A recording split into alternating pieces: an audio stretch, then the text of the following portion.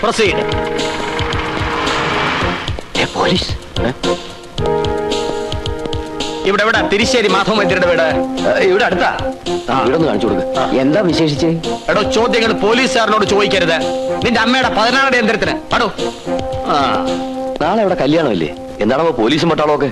എന്താണെന്ന് അറിയില്ല. ഒന്ന് ഉത്സാഹമായിട്ട് ചെയ്യണ്ട കേശവ. എത്തിയല്ലോ. 2 ഗൗരീഗാത്രത്തിന്റെ കൊല ഇവിടെ അങ്ങനെ വെച്ചോളൂ.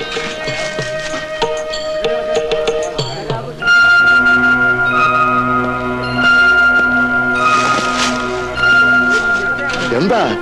എന്ത് പറ്റി ഉണ്ണി?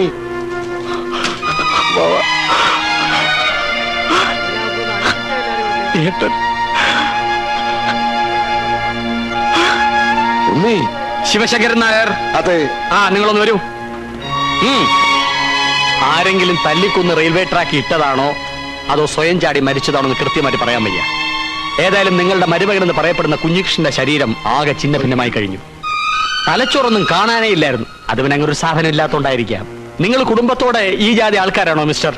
പരേതൻ ധരിച്ചിരുന്ന മുണ്ടും ഷർട്ടും കയ്യിലുണ്ടായിരുന്ന വാച്ചും പേഴ്സിലുണ്ടായിരുന്ന 90 രൂപ 75 പൈസയും ഒരു ജോഡി ഹവായി ചെരുപ്പ് ഞാൻ കൊണ്ടുവന്നിട്ടുണ്ട്. പേപ്പേഴ്സ് സൈൻ ചെയ്ത് കൈപ്പറ്റാം. എന്നാലും എന്റെ ഗുരുവായൂരപ്പ, ഇതൊരു വല്ലാത്ത ചതിയായി പോയല്ലോ.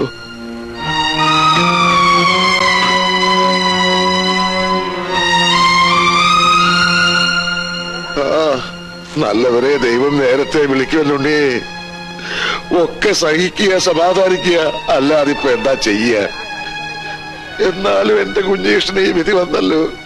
ഞാനൊന്ന് വീട്ടിലേക്ക് ചെല്ലട്ടെ. അച്ഛനും അമ്മയും ഒന്നും വിവരം അറിഞ്ഞിട്ടില്ല. ഭാഗ്യായി. എങ്കിൽ തൽക്കാലം അറിയിക്കണ്ട. അവരെ മാത്രമല്ല ആരെ അറിയിക്കണ്ട. ആളെ തന്നെ നമുക്ക് ഈ കല്യാണം അങ്ങ് നടത്താം. താലികെട്ടും സദ്യയും കഴിഞ്ഞിട്ട് കാര്യം പുറത്തു വിട്ടാ മതി. എങ്ങനെയുണ്ട് എന്റെ ബുദ്ധി? അമ്മാവാ, പോയവൻ ഏതായാലും പോയി. ഇനി എന്റെ കാശ് പോവാന്ന് പറഞ്ഞാൽ ഇക്കണ്ട കാര്യങ്ങൾക്കൊക്കെ ഉറുപ്പി എത്ര ചെലവായെന്ന വിചാരം. ചതിക്കല്ലേ എന്റെ ഉണ്ണിയെ. ഒന്ന് നിർത്തും അമ്മാവാ. സ്വന്തം കൂടെ പറപ്പ ചെതറി തെറിച്ച് പോയത്. അതൊന്ന് പെറുക്കി ജിതയിലേക്ക് എടുക്കുന്നതിന് മുമ്പേ വേണം ഈ കല്യാണം കച്ചേരിയൊക്കെ.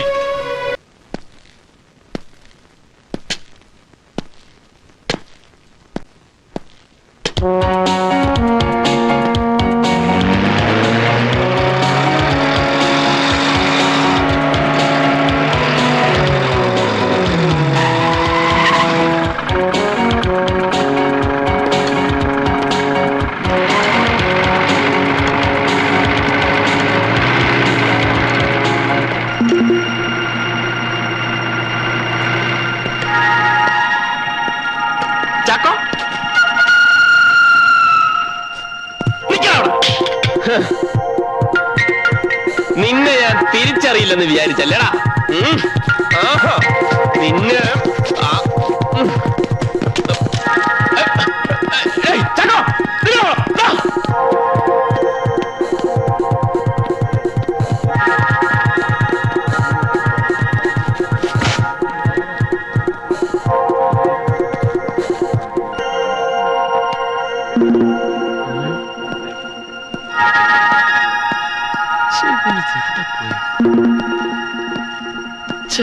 നല്ലൊരു ചാൻസ് ആയിരുന്നു.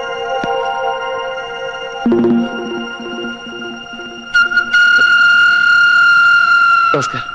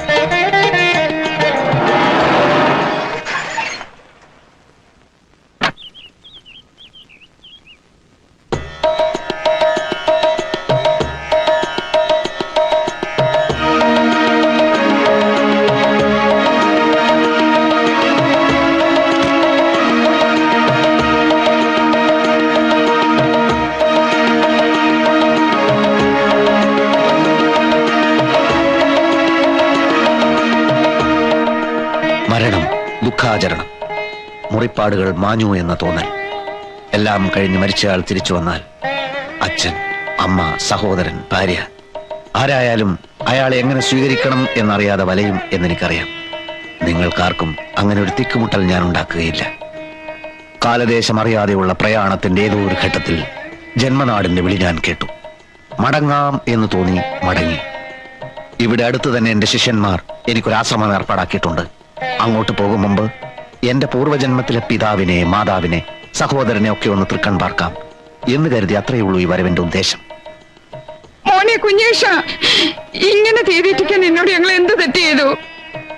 ആരും തെറ്റു ചെയ്യുന്നില്ല, ശരിയും ചെയ്യുന്നില്ല. ശരിക്കും തെറ്റിനുമിടയിലുള്ള ഒരു നൂൽപാലത്തിലൂടെ സഞ്ചരിക്കുന്ന നിസ്സഹായരായ കൃമികീടങ്ങളാണ് നമ്മൾ. അല്ലേ അമ്മാവ? ചിലപ്പോ അങ്ങനെയായിരിക്കും. അമ്മാവൻ പഴയതുപോലെ തന്നെ. ഇപ്പോഴും ഒന്നിനും ഒരു ഉറപ്പില്ല. കുഞ്ഞേഷോടെ നിൽക്കാ. നിൽക്കാൻ പറഞ്ഞത് ശരീരത്തിനോടോ ആത്മാവിനോടോ? ഈ ഭ്രാന്ത് പറിച്ചു നിർത്തി ഇങ്ങോട്ട് കയറി വരണുണ്ടോ നീയാ? ഭ്രാന്ത്? വെളുത്തതെല്ലാം പാലല്ലച്ച, കറുത്തതെല്ലാം ലേഹ്യവുമല്ല. എന്റെ അന്തരാത്മാവിനെ കശക്കേറിഞ്ഞ ആളാണെങ്കിലും അച്ഛനെന്നും എന്റെ അച്ഛനായിരിക്കും.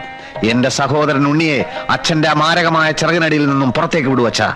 മോനെ ഉണ്ണി, നീ രോഗികളെ ശുശ്രൂഷിക്കൂ, അവരുടെ കണ്ണീരൊപ്പു, വലിയവനാകൂ. ഏട്ടാ, തടയരുത്. കളയോ, ഇതെന്ത് മായ, ഇതെന്ത് ഭാഷ! ഈശ്വര, ഇവരെല്ലാം ഇവിടുന്ന് പഠിച്ചു.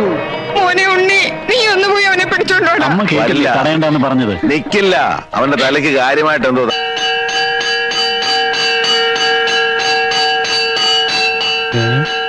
ഇതെന്താ ഇവിടെ? വാ ചോദിക്കാം. ഛേ, ഇത് വലിയ പൊല്ലാപ്പായല്ലോ. മനുഷ്യൻ എങ്ങനെ ഇനി കിടന്ന് തുടങ്ങും? ആരാച്ചത്? എന്റെ കയ്യിൽ പേരും നെരുവിലാസവും ഒന്നും തന്നിട്ടല്ല അവന്മാർ കിടന്ന് ശങ്ക വിളിക്കണത്. ശിവശങ്കരേട്ടാ, ഇതാരാ അവിടെ കിടന്ന് ബഹളം വെക്കുന്നത്? ഛേ, ഇത് എന്നോട് ചോദിച്ചാ ഞാൻ എന്താ പറയുക? നിങ്ങളുടെ സ്ഥലമല്ലേ അത്? അതെന്റെ സ്ഥലമല്ല, കൂമുളിലെ രാവുണ്ണേട്ടന്റെ ഭാഗത്ത് വരുന്നതാ. അവന്മാര് വാഴയൊക്കെ എടുത്താന്നാ തോന്നണേ. യവന്മാരെ അതറിയണേ, ആ വാദം ചവിട്ടി തുറന്ന് അകത്തേക്ക് നോക്ക്. ചേടാ, ഛേ, എന്തൊരു പാട്!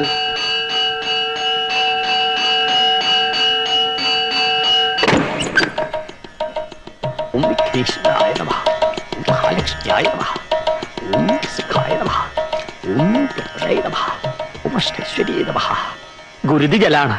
സർവപാപങ്ങളും സർവരോഗങ്ങളും വിട്ടകലും. തിരുമേനി, ഇതെന്താ ഏർപ്പാട്? ഓം തത് സവിതുർവരണ്യം ഭഗവദേവസ്യ ധീമഹി ധിയോ യോന പ്രചോദയാ. എന്നുവെച്ചാൽ പഞ്ചഭൂതാത്മകമാകുന്ന നമ്മുടെ ശരീരത്തിൽ വാതപിത്ത കഫം എന്നീ ത്രിദോഷങ്ങൾ കൊണ്ടുണ്ടാകുന്ന രോഗങ്ങളെ സിദ്ധ ചികിത്സാ പ്രകാരം സമൂലം ഉന്മൂലനം ചെയ്യുക എന്ന ഉദ്ദേശത്തോടെയാണ് ഞങ്ങൾ ഈ ആശ്രമം തുടങ്ങിയിട്ടുള്ളത്. സ്വാമി ബ്രഹ്മശ്രീ പരമാനന്ദ ഗുരുവിന്റെ പ്രഥമ ശിഷ്യനും സിദ്ധ ചികിത്സാ മാന്ത്രികനുമായ സ്വാമി കുഞ്ഞികൃഷ്ണാനന്ദയാണ് ഇവിടുത്തെ കർമ്മയോഗി. ഓരോ രോഗപീഠകളാൽ കഷ്ടപ്പെടുന്നവർക്ക് ഇതൊരു ശാന്തി കേന്ദ്രമായിരിക്കും. ഓം സർവരോഗ സംഹാര കേന്ദ്രേ നമഃ.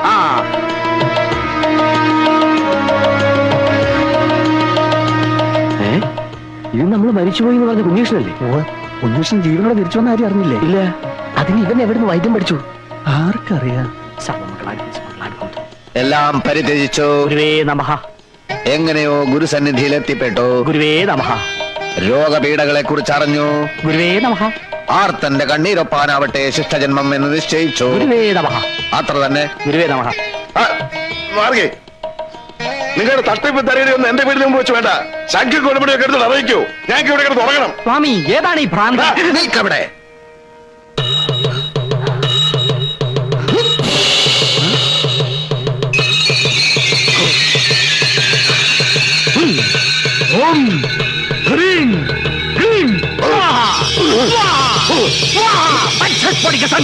പൊള്ളാച്ചിയിൽ ഏതോ സാമിയാരത്രേ വരം കൊടുത്തിരിക്കുന്നത്. പൊള്ളാച്ചിയിലും പോണ്ടിച്ചേരിയിലും സാമിയാരും നല്ല നമ്പ്യാരെ സായിബാബയെന്നാ എനിക്ക് തോന്നണേ. വിഭൂതി എന്നെ പിടിച്ചെടുത്തത്. അതെന്തിനാ പറയണ ചങ്ങാതി? കാൽ കാശിന് വകയില്ലാതെ തെക്ക് വടക്ക് നടന്നോനാ മനുഷ്യന്റെ ഓരോ സിദ്ധികളെ. ഇത് സിദ്ധിയും ബുദ്ധിയൊന്നും അല്ലല്ലോ ചങ്ങാതി. ഓരോ മനുഷ്യനിലും അന്തർലീനമായ ഓരോ കഴിവുകളുണ്ട്. അല്പം മനസ്സ് വെച്ച് പ്രാക്ടീസ് ചെയ്താൽ നമുക്കും ചെയ്യാവുന്നതേ ഉള്ളൂ ഇതൊക്കെ. എന്നാ നീ പ്രാക്ടീസ് ചെയ്ത് ഇത്തിരി ഭസ്മം എടുക്ക്. പോട്ടെ, ഒരു ദിനേശ് പേടി എടുക്ക്. വേണമെങ്കിൽ എടുക്കും. ഒന്ന് പോടോളൂ.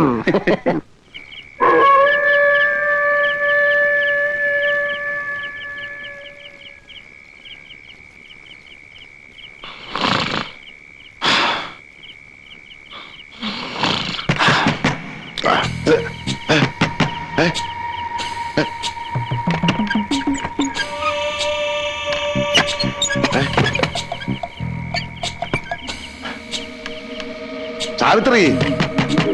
ഓ,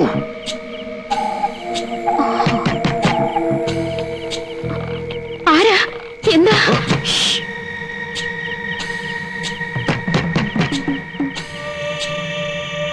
ടൗണിന്ന് വരുന്നവരാണേ, ഒന്ന് വേഗം തുറക്കണേ.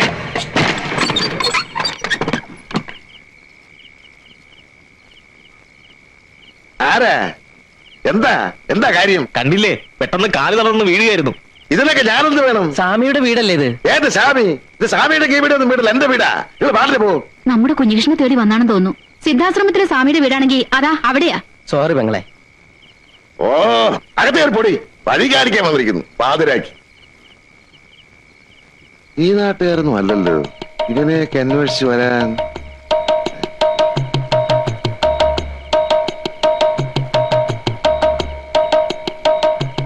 മരിച്ചുപോയി. ആളല്ല, ആളിന്റെ കാലുകൾ മരിച്ചുപോയി. ചികിത്സാ മുറിയിലേക്ക് കൊണ്ടുവരുക. വന്നോളൂ. കാലെ പിടിക്കൂ, കയ്യെ പിടിക്കൂ, പൊക്കൂ.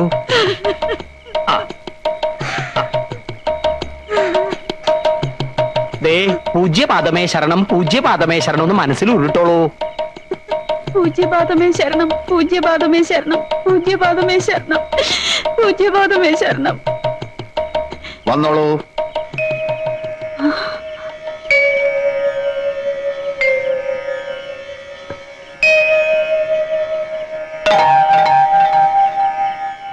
എങ്ങനെയുണ്ട്? വിശ്വസിക്കാനാവുന്നില്ല. പരിപൂർണ സുഖം. ഒന്ന് മേലോട്ട് ചാടൂ. എങ്ങനെ പോയിക്കോളൂ.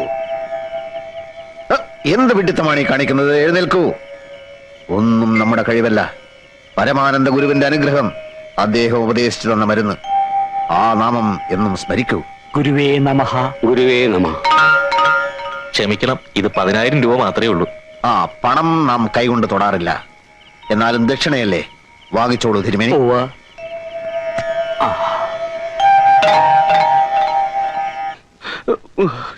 ഒന്നുമില്ല, ഇപ്പൊ മാറ്റിത്തരാം. സുമര, ഒരു ഗ്ലാസ് വെള്ളം എടുത്തേ.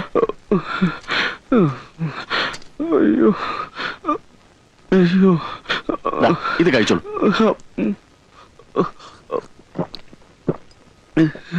ഒരു 10 മിനിറ്റ് പുറത്തിരുന്നോളൂ. വേദന മാറിയിട്ട് പോയാൽ മതി. സുമര, അടുത്ത ആളോട് വരാൻ പറയും.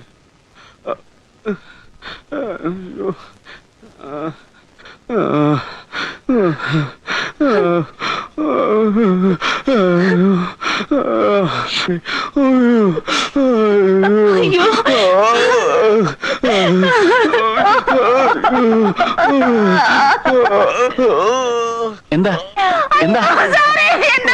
നിങ്ങളൊന്ന് ബഹളം വെക്കാതിരിക്കുക, ഞാനൊന്ന് നോക്കട്ടെ. ഒരു ചെറിയ വയറുവേദന മാത്രമേ ഉണ്ടായിരുന്നുള്ളൂ. ഇയാൾ കൊടുത്ത ഗുളിക കഴിച്ചപ്പോഴേ കുഴഞ്ഞു വീണത്. എന്തു മരുന്നാ നിങ്ങൾ കൊടുത്തത്? വയറുവേദനയ്ക്ക് സാധാരണ കൊടുക്കാറുള്ള മരുന്നാണ് കൊടുത്തത്. ഇതിലെന്തോ ചതിയുണ്ട്. എന്ത് ചതി? ചതിക്കാൻ ഇയാളെന്താ എന്റെ ശത്രുവാണോ? പേഷ്യന്റ് അല്ലേ? താൻ നിന്ന് പ്രസംഗിക്കാതെ ഇയാളെ രക്ഷിക്കാൻ വല്ലതും ചെയ്യുന്നുണ്ടോ? താൻ എന്ത് ക്നാപ്പിലെ ഡോക്ടറാണോ? തോന്നിയാസം പറയരുത്. പറഞ്ഞ താൻ എന്ത് ചെയ്യണോ? വിവരക്കേട് കാണിച്ചിട്ട് വീണ്ടും ഞങ്ങളുടെ തലയിൽ കയറുന്നു. ഷട്ടാണ്, എവിടുത്തെ ഡോക്ടറാണോ? നിങ്ങൾ ഇങ്ങനെ ബഹളം വെച്ചിട്ട് എന്താ കാര്യം? പെട്ടെന്ന് ഇയാളെ രക്ഷിക്കാൻ നോക്ക്. മെഡിക്കൽ കോളേജിലേക്ക് എടുക്കാം. എടുക്കും വാസു. ഇയാളുടെ അടുത്തൊക്കെ വന്നാൽ നമ്മളെ വേണം തന്നെ.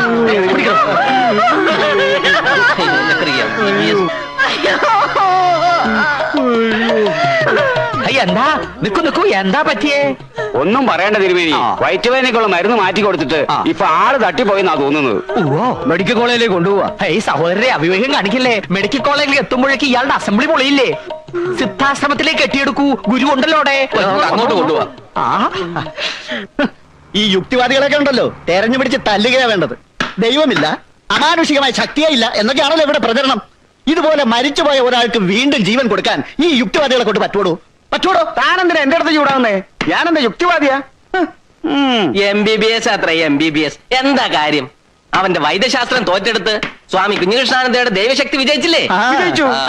ഇങ്ങനെ ഒരു സിദ്ധൻ ഇവിടെ ഉള്ളത് ഈ നാടിന്റെ ഭാഗ്യാന്ന് കരുതിയാ. ഇനിയിപ്പൊ സ്വാമിയുടെ അനുജൻ ഡോക്ടറെ കൂട്ടി ഇവിടുന്ന് കെട്ടുകെട്ടേണ്ടി വരുന്ന തോന്നുന്നത്. അതുറപ്പാ. ഇന്ദു, നീ എന്താ ഈ പറയുന്നത്? എനിക്കൊരു പിഴവും പറ്റിയിട്ടില്ല. ഞാൻ അയാൾക്ക് കൊടുത്തത് വെറും ബെറാൽഗന. അത് കഴിച്ച് ആരും ബോധം കെട്ട് വീണ ചരിത്രവും ഇല്ല. പിന്നത് ഇങ്ങനെ സംഭവിച്ചു? എനിക്കെങ്ങനെ അറിയാം? ഈ പൊതുജനം കഴുത തന്നെയാ. ഒരു കൊലപാതകയെ നോക്കുന്ന പോലെയാണ് ആളുകൾ ഇപ്പൊ എന്നെ നോക്കുന്നത്. എനിക്ക് ഇഷ്ടമില്ലായിരുന്നു ഇവിടെ പ്രാക്ടീസ് തുടങ്ങാൻ. അച്ഛന്റെ ദുരഭിമാനത്തിന് വഴങ്ങിക്കൊടുത്തതാണ് അബദ്ധമായത്. ഈ വല്യേട്ടൻ എവിടുന്നോ ആരുടെയോ വരം കിട്ടിയെന്ന് പറയുന്നത് നേര് തന്നെയാണോ? നിനക്കെന്താ വട്ടുണ്ടോ? അങ്ങനെ വരം കിട്ടി ചികിത്സിക്കാമെങ്കിൽ ഈ ലോകത്തുള്ള മെഡിക്കൽ കോളേജുകളോ ആശുപത്രികളോ ഒക്കെ അടച്ചുപൂട്ടാലോ. തട്ടിപ്പാ, വെറും തട്ടിപ്പ്. ആ ബോധക്ഷയക്കാരൻ എനിക്ക് സംശയമുണ്ട്. ചിലപ്പോ ഇതൊരു ഒത്തുകളിയാവും. അയാളെ മാത്രമല്ലല്ലോ, ദിവസേന എത്ര പേരെയാ വല്യേട്ടൻ ചികിത്സിക്കുന്നത്? അങ്ങനെ മുഴുവനും ഒത്തു കളിക്കാൻ പറ്റുമോ? എന്തോ എനിക്കൊരു എത്തും പിടിയും കിട്ടുന്നില്ല. ഞാനിനി എന്ത് ചെയ്യുന്ന? ഉണ്ണിയേട്ടൻ മനസ്സ് വിഷമിപ്പിക്കാതെ കുറച്ചു ദിവസം കഴിയുമ്പോ എല്ലാം നേരെയാവും. ആ, വെളുക്കുമ്പോ തൊട്ട് അച്ഛൻ ഇപ്പൊ വല്യേട്ടന്റെ ആശ്രമത്തിലോട്ട് നോക്കി ഒരേ ഇരിപ്പാ. ഇനിയിപ്പോ അത് തന്നെയാവോ ഏട്ടന്റെ ഉദ്ദേശം? എന്ത്? അല്ല, അമ്മാവന്റെ ശ്രദ്ധ ക്ഷണിക്കുക. അല്ലെങ്കിൽ പിന്നെ നിന്റെ വീടിന്റെ മുമ്പിൽ തന്നെ കൊണ്ടുവന്ന് ആശ്രമം പണിയേണ്ട വല്ല കാര്യമുണ്ടോ? നിന്റെ അച്ഛൻ കൂറുമാറുവോ? അച്ഛൻ മാത്രം കൂറുമാറിയിട്ട് എന്ത് ചെയ്യാൻ? അല്ലേലും വല്യേട്ടൻ അങ്ങനെയുള്ള ഒരു ചിന്തയുണ്ടെന്ന് തോന്നുന്നില്ല. എന്നെ കണ്ടിട്ടൊന്ന് ചിരിക്കാവട്ടെ, ഒന്ന് മിണ്ടാവട്ടെ, ഒന്നും ഉണ്ടായില്ല. തനി ഒരു സന്യാസിയുടെ മട്ട് തന്നെ. അതാ വരുന്നു. ഉണ്ണിയേട്ടൻ പൊയ്ക്കോ, ഞാൻ കുറച്ചു കഴിഞ്ഞ് വീട്ടിൽ വരാം.